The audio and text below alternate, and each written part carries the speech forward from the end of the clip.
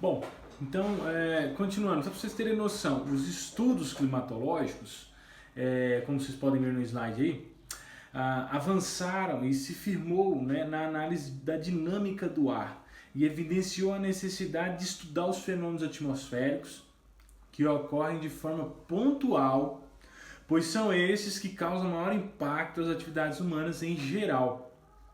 Bom, nesse sentido, você vai entender o seguinte: bom, tratar os elementos climáticos apenas como média, né, a compreender o clima somente por meio de medidas de inferência de média, ele não vai trazer resposta para a gente. Por quê? Porque os problemas, como eu disse, que mais impactam a sociedade em relação à dinâmica climática, elas estão ligadas a aquilo que foge da habitualidade, aquilo que foge do que a gente considera normal e aquilo que então que nós consideramos de excepcional. Então, o excepcional é importante. E ao fazer uma média de chuva, de temperatura máxima, de temperatura mínima que seja, você está desconsiderando, né, essas variações. Quando eu estou falando de fazer média, gente, não que não possa usar a média. Média, como eu disse, ele é um parâmetro para a gente saber o que é que foge tanto para mais quanto para menos. Eu preciso da média.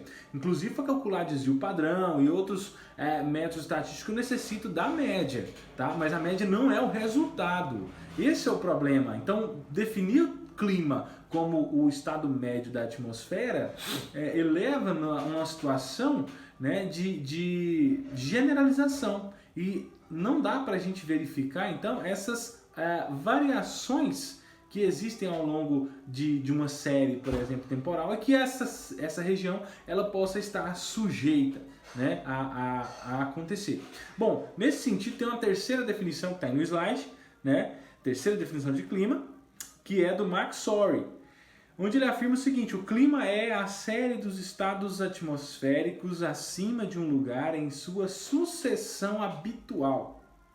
Ritmo climático, gênese do ciclo climático, gente, trem complicou, né? Não, o Mark Sorey está dizendo o seguinte: bom, ele viu que entender o clima como sendo a média dos elementos não dá muito certo o negócio, porque ele compreendia essa ideia de que as variações, aquilo que acontece fora do normal é o que mais impacta. E nesse sentido, ele traz essa definição de clima como sendo a série de estados atmosféricos acima de um lugar, a sua sucessão habitual, ou seja, você pega lá a chuva, por exemplo, né, um intervalo de 30 anos e você observa o que é habitual, o que é normal, né? Então você tem lá uma série de dados que vai mostrar para você uma normalidade. Ou seja, suponhamos que você defina, não, o normal de precipitação pluviométrica para essa região é de 1.300 milímetros, um exemplo.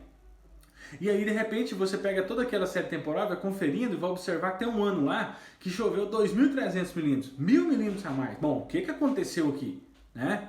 E 2.000 milímetros a mais vai impactar a agricultura, vai impactar a economia de modo geral, porque se impacta a agricultura, impacta a economia, correto? Bom, então, pensa comigo aqui, beleza.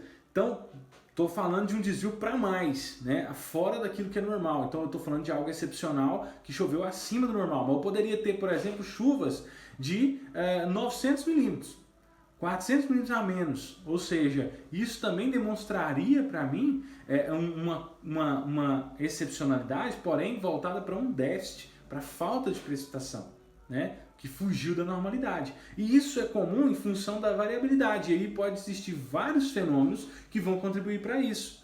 E aí é onde nós vamos entrar com a climatologia, entendendo o impacto desse fenômeno naquele momento, o que aquilo impacta para a agricultura, para a gestão dos recursos hídricos e para uma série de outras coisas que dependem dos elementos climáticos, né, diretamente, e podemos também, a partir disso, por meio de inferência estatística, calcular tempo de retorno, né, uma probabilidade desse fenômeno acontecer novamente, ou se eu analisar dentro da série histórica, eu vou perceber que, por exemplo, vamos citar um exemplo aqui, não estou dizendo que mas toda vez que ocorre uma laninha de intensidade forte, nós temos um déficit pluviométrico entre tantos e tantos milímetros ou de tantos a tantos por cento. Então eu estou falando de um fenômeno fora, é um fenômeno que acontece lá no Pacífico que impacta as chuvas aqui para nós.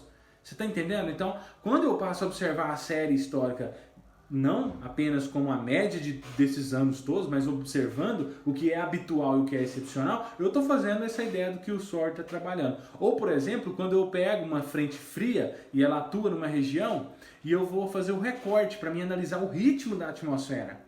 Para mim observar, bom, quando entra uma frente fria na região, como que os elementos climáticos eles se comportam? Como que é o padrão? Como muda esse padrão? Esse padrão muda, não muda? O que acontece? Então eu faço um recorte e analiso, por exemplo, a atmosfera, né? Não pego um horário por dia, né, e analiso. Eu já estou fazendo a análise rítmica, eu já estou trabalhando com uma sucessão, uma variação dentro daquele horário, né? Então, 7 dias... Por exemplo, eu pego lá o horário das 15 horas e vou mensurar a temperatura. Como que é a temperatura? Como que é o padrão de temperatura nesse horário? Né? Durante a fase de atuação de uma frente fria. Então eu faço uma análise do ritmo. Né? Então, falando do sistema atmosférico que está atuando e ele modifica as condições locais. Então eu estou trabalhando com a ideia do ritmo, estou entendendo como que é o ritmo atmosférico e qual a resposta disso para mim aqui no local onde eu estou. Beleza? Então tá aí a ideia que é trazida aí pelo SORI, né? Nesse sentido, que é a terceira definição. Bom, partindo, a gente tem aqui uma definição de tempo e clima. O que é tempo atmosférico? Não tempo cronológico, viu? Tempo atmosférico. O tempo atmosférico é o estado de momento, é a condição de momento da atmosfera. Veja no slide o conceito. O tempo atmosférico é o estado físico das condições atmosféricas em um determinado momento e local. Isto é, a influência do estado físico da atmosfera sobre a vida e as atividades do homem. Ribeiro, 1993. Bom, eu estou mostrando aqui por meio desse conceito que o tempo atmosférico, quando eu falo de tempo, eu estou falando da condição de momento. A condição agora. Como que está agora, hoje, né? Dia 2 de abril, quente, nesse horário que eu estou gravando aqui, que são 11h57 da manhã. Então tá quente, com algumas nuvens no céu, né? O sol está radiante aqui. Então observamos, ou seja, a condição de tempo é essa. À tarde, qual vai ser a condição de tempo? Bom, a gente vai ver a hora que chegar à tarde. Nós vamos perceber qual vai ser a nossa condição de tempo. Não vai ser igual agora. Ela vai mudar, a temperatura vai estar mais baixa um pouquinho, vai estar mais branda, né? Provavelmente pode chover, né? Então, se acontece isso, eu estou falando de uma mudança da condição de tempo, que ela muda, por exemplo, como eu citei aqui, do intervalo dentro de 24 horas. Então, durante a manhã eu tenho uma condição, agora na hora do almoço estou tendo outra condição, à tarde eu tenho outra, à noite eu tenho outra, na madrugada eu tenho outra condição em relação à temperatura, por exemplo. Eu estou falando de condição de tempo. Ou, por exemplo, durante a semana, né? Pode ser que hoje não chova, amanhã não chova, mas depois de amanhã chova. Então eu estou falando de uma mudança da condição de tempo atmosférico que está oscilando e que oscila o tempo inteiro, né? Porque está ligada à dinâmica que acontece na atmosfera que está sobre nós aqui, certo?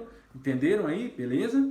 Então, nesse sentido, é o tempo, que pode variar no intervalo de um dia, no intervalo de uma semana, por exemplo, de um mês para o outro, de um período do ano para outro. Por exemplo, nós estamos saindo do período chuvoso e entrando no período seco. Nós estamos tendo uma mudança na condição de tempo atmosférico, né? E vai proporcionar para nós agora uma condição de tempo mais seco do que entre outubro e março, por exemplo, certo? Então, ou seja, ou mais um exemplo bem clássico, talvez esse ano não tenha festa de maio, né? Mas observa só, quando nós entramos aqui no mês de maio, junho, é comum a gente ter aqueles dias frios, né? Pelo menos 2 dias que esfriam bastante, né? Em função de uma dinâmica climática própria que acontece dentro desses meses, a condição de tempo que acontece durante esse período do ano, que não acontece, por exemplo, em outubro, quando a gente está aí, né, à beira do inferno, né, com as temperaturas batendo na casa dos 40 graus. Então é diferente. Então estou falando de variações que acontecem dentro do intervalo de um ano, que são variações das condições de tempo, beleza?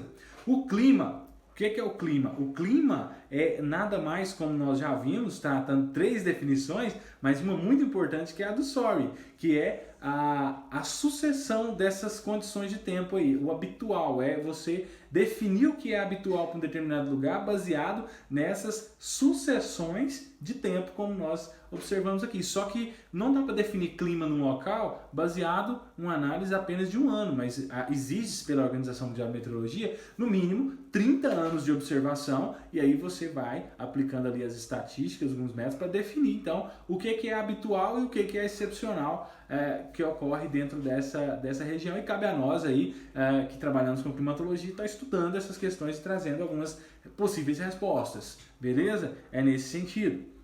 Então, quando a gente fala no próximo slide aí que vocês vão estar vendo agora, o estudo científico do clima trata dos padrões de comportamento da atmosfera em suas interações com as atividades humanas e com a superfície do planeta durante um longo período de tempo. Como eu disse, em torno de 30, 35 anos.